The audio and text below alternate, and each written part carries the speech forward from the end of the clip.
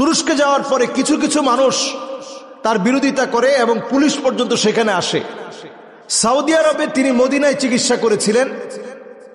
একজনের চোখ অন্ধ ছিল, তিনি চোখের ভিতরে ওয়ানুনাজ্জিলু মিনাল কুরআনি মা হুয়া শিফাউ ওয়া রাহমাতুল লিল মুমিনিন ওয়া লা ইয়াজিদুয যালিমিনা ইল্লা খাসারা। পরে তিনি ফু দিলেন। বেশ কয়েকবার ট্রাই করার পরে লোকটা চোখে দেখতেছিল। সবাই চিৎকার করে আল্লাহু আকবার বলে উঠছে। তো এইটার পরে সৌদি আরব তার ব্যাপারে এখন তাকে সেখানে ঢুকতে দেয় না, নানা রকম বাধা বিপত্তি আছে। বিভিন্ন দেশে, তার নিজের দেশ ইরাকের কুর্দিস্তানে তিনি থাকতেন, সেখানেও ওনার ব্যাপারে অনেক ঝামেলা করা হয়েছে। তবে এই লোকটা তিনি কিন্তু কোনো টাকার বিনিময়ে কোনো কাজ করেন না। তিনি বিনামূল্যেই এই যে ঝেড়ে দেওয়া অথবা এই ফুগুলো দিয়ে দেওয়া, তিনি বিনামূল্যে এটা করে থাকেন। আল্লাহ তাআলা এজন্যই তাকে কবুল করছেন। এমনও অনেক ঘটনা আছে যেখানে তিনি গিয়ে হয়তো ফু দিয়েছেন, একজন মানুষ সুস্থ হয়ে গেছে, সেই জায়গায় 15 জন 20 জন মুসলমান হয়ে গেছে, কালেমা পড়ে মুসলমান হচ্ছে। সুবহানাল্লাহ বিহামদি। সুতরাং এটা আমাদের জন্য অনেক বড় একটা পাওয়ার বিষয়, এটা কোরআনের একটা এজাজ। বাংলাদেশে আসছে দক্তুর মালা আলী কুর্দি। তো দক্তুর মালা আলী কুর্দি উনি বাংলাদেশে আসছেন, এটা আমাদের জন্য খুশির বিষয় কিনা। দক্তুর মালা আলী কুর্দি, ওনার সাথে আমার কথা হয়েছে ফোনে, হোয়াটসঅ্যাপে ওনার সাথে আমার কথা হয়েছে, এবং উনি যখন কথা বলেন খুবই সুন্দরভাবেই মানুষের কথাগুলো শোনেন এবং বলার চেষ্টা করেন। এবং আমি নিজে যতটুকু কথা বলে শুনেছি, এইটা হচ্ছে ওনার হোয়াটসঅ্যাপ নাম্বার। এই হোয়াটসঅ্যাপ নাম্বারে সরাসরি উনি কথা বলেন, এবং উনি নিজে আমার একটা ভয়েস শুনে তিনি ভয়েস দিয়েছেন, এবং সেখানে উনি পরিষ্কারভাবে কথা বলেছেন যে হ্যাঁ, বাংলাদেশে উনি আসবেন, বাংলাদেশে আসার প্রতি ওনার আগ্রহ রয়েছে।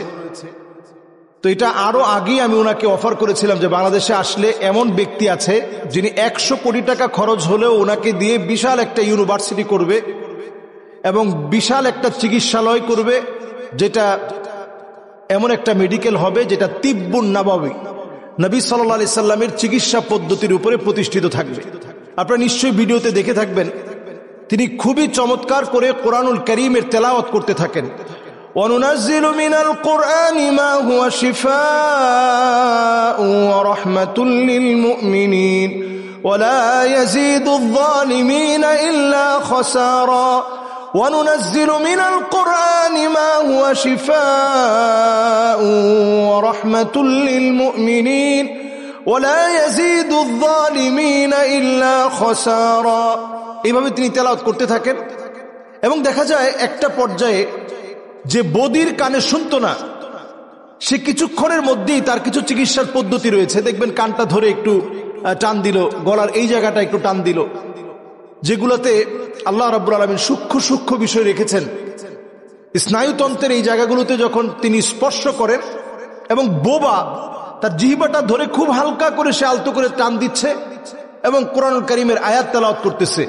وَنُنَزِّلُ مِنَ الْقُرْآنِ مَا هُوَ شِفَاءٌ وَرَحْمَةٌ لِلْمُؤْمِنِينَ وَلَا يَزِيدُ الظَّالِمِينَ إِلَّا خَسَارًا। এই আয়াতে কারিমা তেলাওয়াত করছেন। এরপরে আরো একটি আয়াত তিনি বারবার দেখবেন পড়ে, وَإِذَا مَرِضْتُ فَهُوَ يَشْفِينِ وَإِذَا مَرِضْتُ فَهُوَ يَشْفِينِ وَإِذَا مَرِضْتُ فَهُوَ يَشْفِينِ। এই আয়াতে কারিমা তিনি বারবার তেলাওয়াত করতে থাকেন। তো এই আয়াতে কারিমা গুলো যদি আমরা নিজেরাও মুখস্থ করি, অনেকেই বলতে পারেন যদি ওনার মুখ থেকে বলার কারণে শেফা হয়, আমরা বললে শেফা হয় না কেন?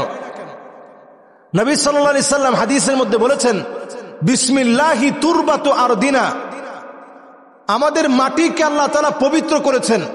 ওয়াবি রিকাতি বাদিনা, কারো কারো নিঃশ্বাস আল্লাহ তাআলা এমন বানিয়ে দিয়েছেন যেটা দিয়ে আরেকজনের শেফা হতে পারে, বিইজনি রাব্বিনা, যদি আল্লাহ রাব্বুল আলামিন চান। আল্লাহ তাআলা চাইলেই কেবল শেফা হবে। এই হাদিসটি আমি সামনে আনতে পারি। মদিনায় একটা জায়গায় গেলে আপনারা দেখবেন তুরবাতুশ শিফা নামে একটা জায়গা আছে, যে জায়গা থেকে মাটি এনে সাহাবায়ে কেরামের শরীরে লাগিয়ে দেওয়া হয়েছিল জখমের ভিতরে, যেই জায়গায় জখম ধরে গেছে, যুদ্ধে যাওয়ার পরে ক্ষত বিক্ষত জখম হয়েছে, ওই জায়গার মধ্যে ওই মাটি যখন লাগিয়ে দেওয়া হয় আল্লাহ রাব্বুল আলামিন শেফা দিয়ে দিলেন। এমনকি জ্বর আসছে, ওই মাটি খাইয়ে দেওয়া হয়েছে, লাগিয়ে দেওয়া হয়েছে, জ্বর ভালো হয়ে গেছে। আল্লাহ তাআলা মোমেনের সামান্য একটা ফুয়ের ভিতরে শেফা দিতে পারেন। মালা আলী কুর্দি তার ব্যাপারে ওয়ার্ল্ডের বিভিন্ন দেশে বিরূপ অনেক কথা আছে। যেমন তুরস্কে মালা আলী কুর্দি যখন প্রথম যান, তখন তুরস্কে আমাদের বাংলাদেশের মতো এখন যেরকম আমাদের সবার একটা আগ্রহ তিনি আসবেন। কোরআনের একটা মিরাকেল, যে এই কোরআন যদি পড়ার মতো পড়া হয় তাহলে প্রত্যেকটা জায়গায় আল্লাহ তাআলা শেফা দিতে পারেন।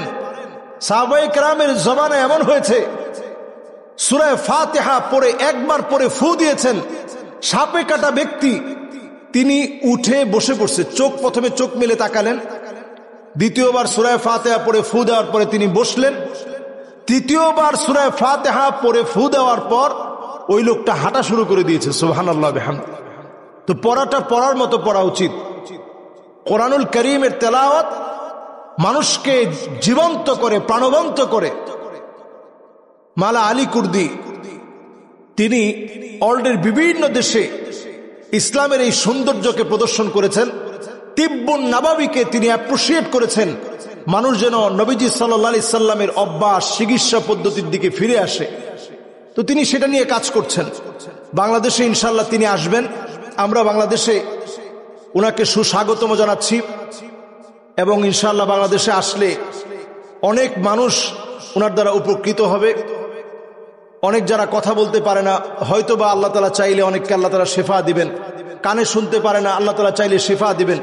জিনের অনেক বদ আসর, এটার কারণে ক্ষতির মধ্যে আছেন, আল্লাহ তাআলা শিফা দিবেন। কিন্তু আমাদের দেশে ভয়ের একটা বিষয় হচ্ছে, এটা না জানি এমন হয়ে যায় যে মানুষ আর মানুষ তিনি চিকিৎসাই করতে পারতেছেন না। এটা যেন অতিমাত্রায় না দাঁড়ায়, বরং আমরা সুশৃঙ্খল ভাবে উনি যে একটা প্রতিষ্ঠান করার স্বপ্ন দেখছে, এটা যেন তিনি করতে পারেন। এজন্য আমরা সহযোগী হব, সহযোদ্ধা হব। আমরা ইনশাআল্লাহ ওনার সঙ্গে আমরা যোগাযোগ রাখব। যখনই তিনি আসবেন আমরা এই তথ্য ছড়িয়ে দিয়ে, আমরা একটা নিয়ম বেঁধে দিয়ে, নিয়ম মেনটেইন করে আমরা যেন ওনার কাছ থেকে অন্তত, আমি সুস্থ হওয়ার জন্য তো আল্লাহ রাব্বুল আলামিন কোরআন কারীম দিয়ে যদি সুস্থ করেন, যদি উনি বাংলাদেশে আসেন, আমরা বিশৃঙ্খলার কারণ হব না, ডিস্টার্বের কারণ হব না, বরং আমরা সহযোগী সহযোদ্ধা হয়ে কাজ করব। আল্লাহ রাব্বুল আলামিন আমাদের প্রত্যেককে কোরআন দিয়ে শেফা লাভ করার তৌফিক দান করুক, কোরআন বেশি বেশি পড়ার, বোঝার, আমল করার তৌফিক দান করুক। আসসালামু আলাইকুম।